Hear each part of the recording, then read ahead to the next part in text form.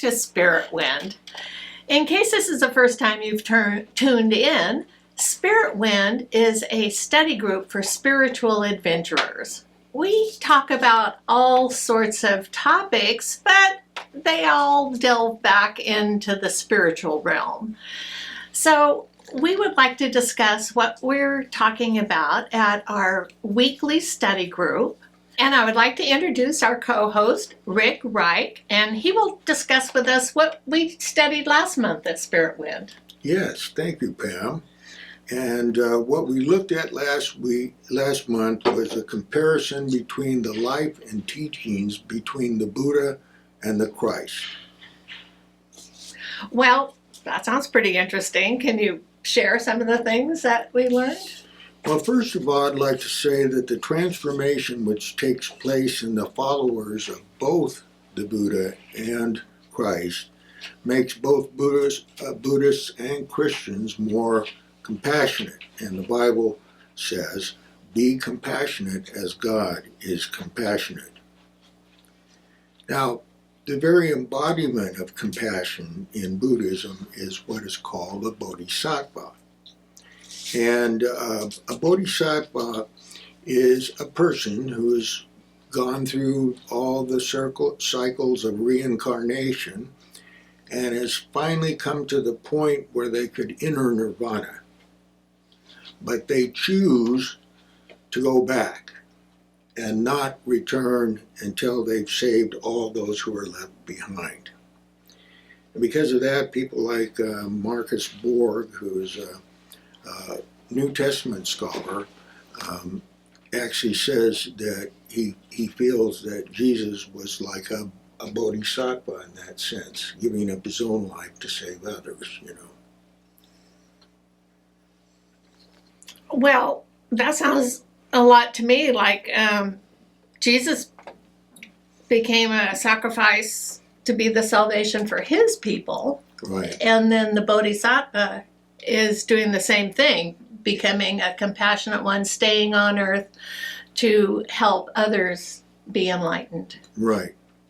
So I wanted to say that the life that leads to compassion, the Buddha outlined in what is known as the Noble Eightfold Path. Mm.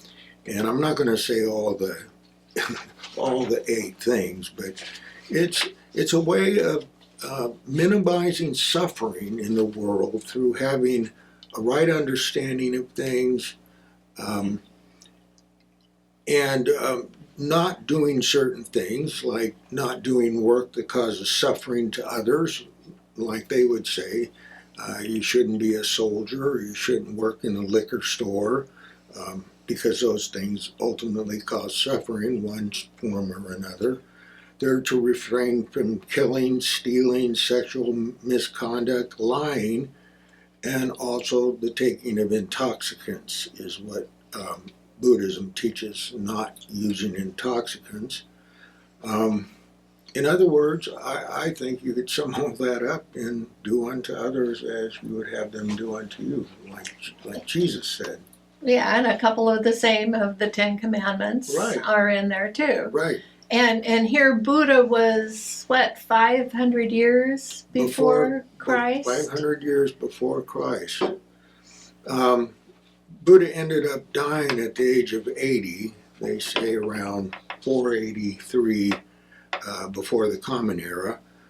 He died of food poisoning. He knew that dried pork was probably bad, but he entered into this home, and they kind of had a rule that, and Jesus taught this too, to eat, when you go into a home, eat what is set before you. And rather than offending this woman, he ate the meat, and then he died, but at the age of 80.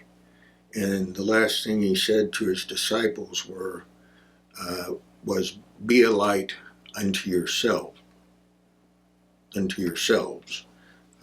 Interestingly, Jesus died at 33, not 80, 33, being crucified, and he told his disciples, you are the light of the world.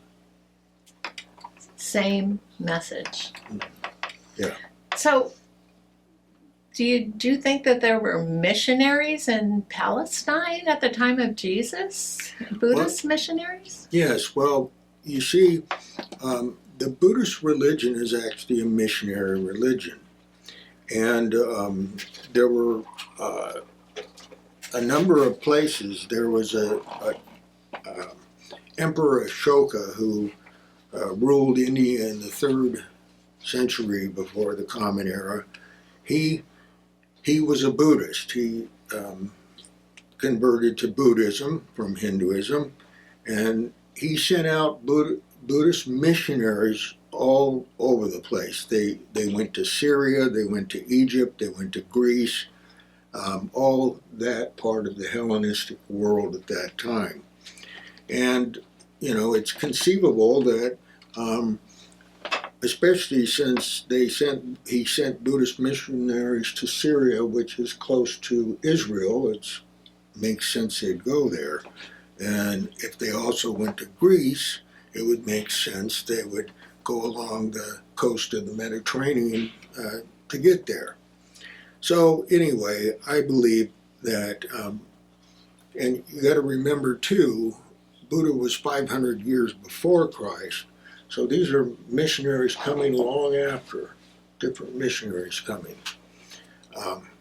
Anyway, so I wanted to share just some similar things in similar methods and similar teachings of the two.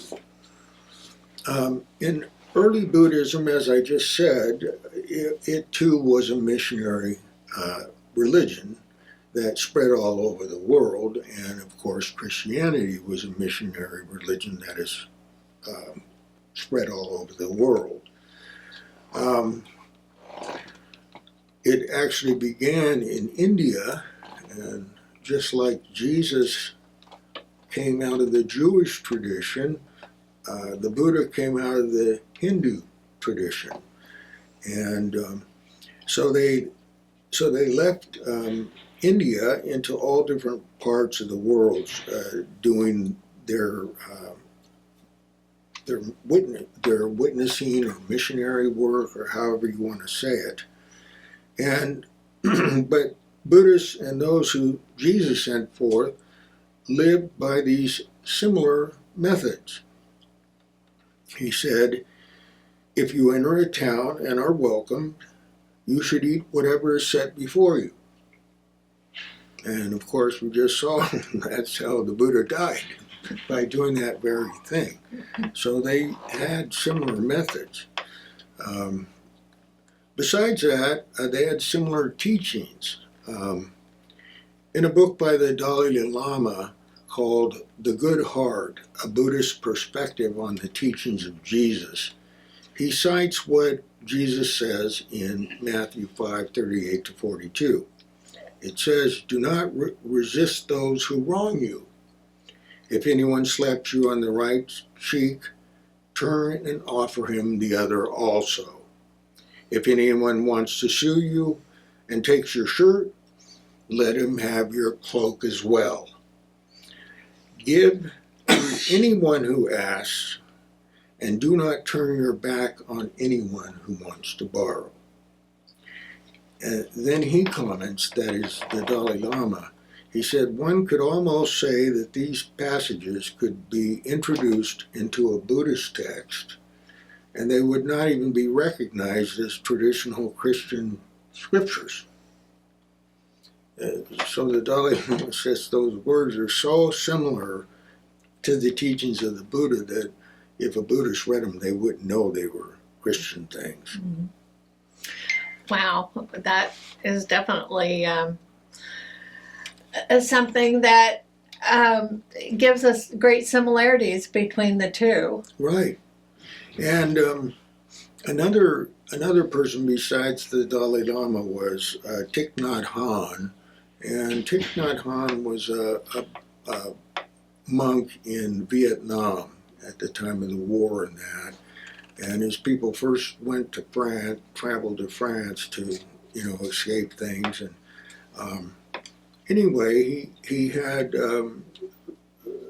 interactions with Martin Luther King on peace rather than fighting back, passive resistance. And anyway, Thich Nhat Hanh, in his book, Jesus and Buddha as Brothers, he says in Thich Nhat Hanh's closing words in that book, he speaks of a filmmaker in Sweden who wanted to come and ask him this question. And this is the question he asked. If Jesus and Buddha met today, what do you think they would tell each other? And this was his answer. Not only have they met today, but they met yesterday, they met last night, and they will meet tomorrow. They are always in me. They are very peaceful and united with each other. There is no conflict at all between the Buddha and the Christ in me. They are real brothers. They are real sisters within me. So it sounds like there are quite a few authors who have written on this subject and Right. see the correlation between the teachings of Jesus, the Christ, Yeah. and the Buddha. Yeah, both Christian authors see it and Buddhist authors have seen that. So we should all just get together. That's it. That's it, yeah. Okay, well, that was a very good recap of what we were discussing in June. But now let's talk about what is coming up in July. Well, our topic for July is the history and the meaning of the tarot. And what, tarot in terms of tarot cards, I'm sure most people have heard of tarot cards. Is it tarot or tarot? It can be either way, like tomato and tomato, tarot and tarot. Yeah, there's no correct way to do it. And anyway, one of the things I want to dispel is the myth that the tarot began as some kind of a cult thing in some faraway place like Egypt or something like that. Anyway. So how did you even get interested in this subject? Well, how I got into this is I actually started Spiritwind back in 1990. And at that Spiritwind group in 1990, on my birthday in August, which was I was turning 37 back then, and they had a birthday party for me, and different people get cards or gifts or things like that, and one of the women that was there said she wanted to give me a tarot reading. Well, I'd never had one before. I knew what tarot cards were, but never even looked at them before, so I didn't really know a thing about it. So she did a reading for me, and I thought it was very accurate, compared to what was going on in my life at the time. And she said what she wanted to do was leave me with a few cards each week. And she said, just spend time looking at them and thinking what they make you think of and what they mean to you when you look at them and so forth. And I did that, and basically, she then ended up teaching me how to do tarot readings and the whole deal. Then later on, believe it or not, when I did my doctoral dissertation, my doctoral dissertation was called Tarot Meditations, a Reflection Informed by Creation Spirituality. And anyway, you find out now some of the deep history that's behind this. Well, it sounds like we're going to be studying the history of the tarot cards then and so forth. So can you give us a little brief history? Yeah. Tarot's first made their appearance in Milan, northern Italy, in the early to middle 1400s. Now, the earliest documented regular deck of cards, with 4 suits, was 1370. Mm. So these were made kind of as a variation on those, almost 100 years later. At first, tarot was a game, and the game spread. It was a game. People that play different games. It was played with trump cards, and they called the trump cards trionfi. And so what happened is, after they were in Italy, then they spread to France by the 1500s, and that's where they settled into France until till you got to the 20th century almost. The tarot has 22 picture cards, which would be trump cards, and then they have the 4 suits, but they're different from the 4 suits in a regular card deck. And it wasn't until 300 years later, after tarot cards were being used to play games in that it actually started being used for telling fortunes or divination. And the earliest surviving deck that we have is called the Visconti deck, and Visconti was the Duke of Milan in the mid-1400s. And what we understand is he had them. There was no printers, Mm-hmm. so they had to be hand painted, and they were also painted with gold leaf. And it was kind of a game that only the wealthy could play, because it cost a lot of money to have a deck. Mm-hmm. Now, how things started going towards the occult started in the 1700s with, of all people, a Protestant pastor who was also a Freemason. His name was Antoine Court de Gebelin. And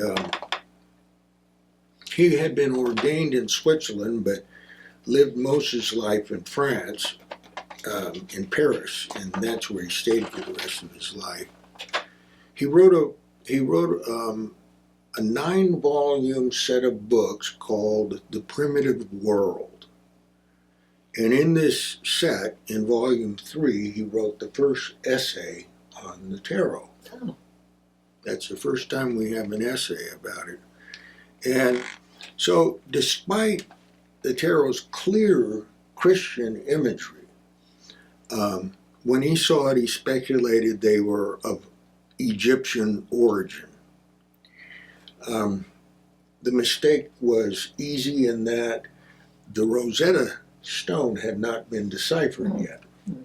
And so he looked at the pictures and thought they were kind of Egyptian hieroglyphics.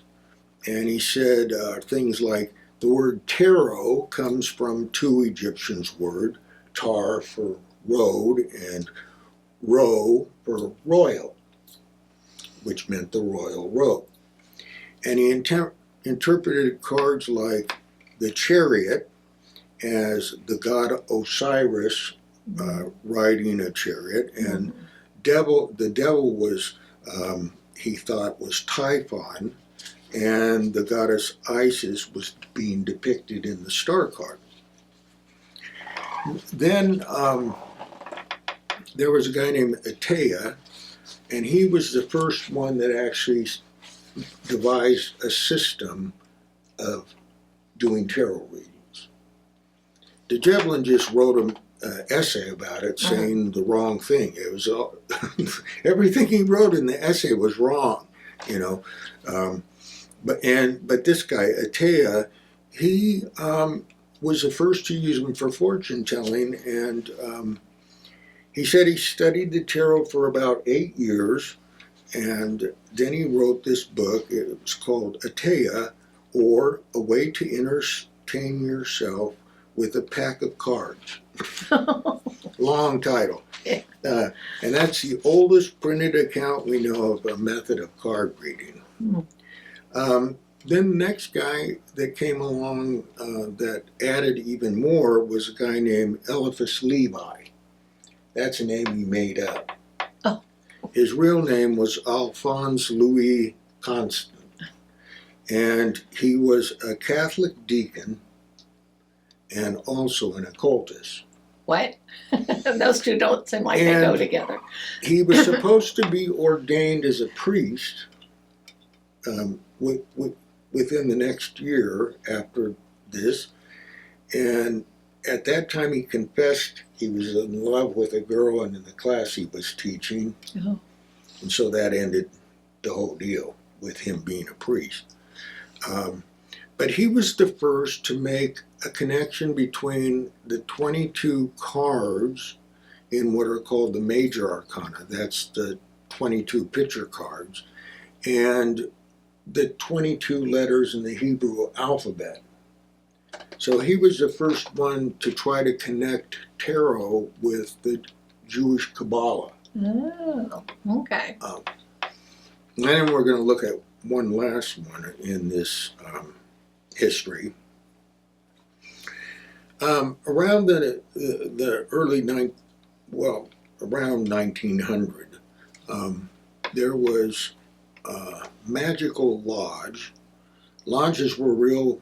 I mean, I talked about Court de Gebelin being a Mason, Freemason. The lodges were a big deal in those days, and they had all different ones. But they had magical lodges as well, where it was a lodge, they wore costumes, and they did magic. And the most famous one was called the Hermetic Order of the Golden Dawn. Oh. And it had some kind of famous people in it.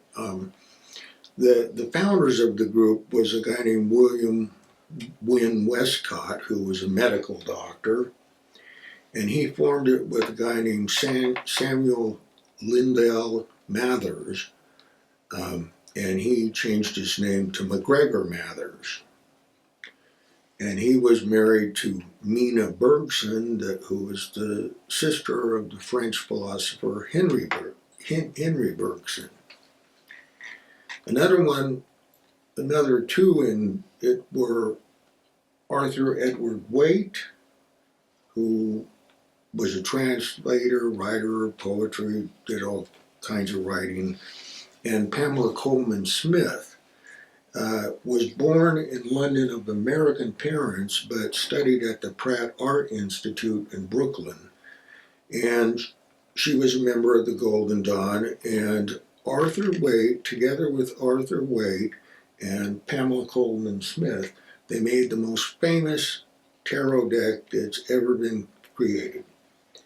It used to be called the Rider-Waite deck because it was printed by the Rider Company. But anyway, so now people call it either the Waite-Smith deck or the Smith-Waite deck, because those are the two. Waite was the one who designed the cards, and Smith is the one who executed the actual paintings and so forth. So that deck is the one we see mostly today, even? Yeah, even today. It's very popular. Yeah, and another one that was very popular was, another member was Aleister Crowley, who was called the evilest man in the world, or some called him the Beast, and all this stuff. But he after he was a member of the Golden Dawn, he created his own lodge called the OTO, which is the Ordo Templi Orientis.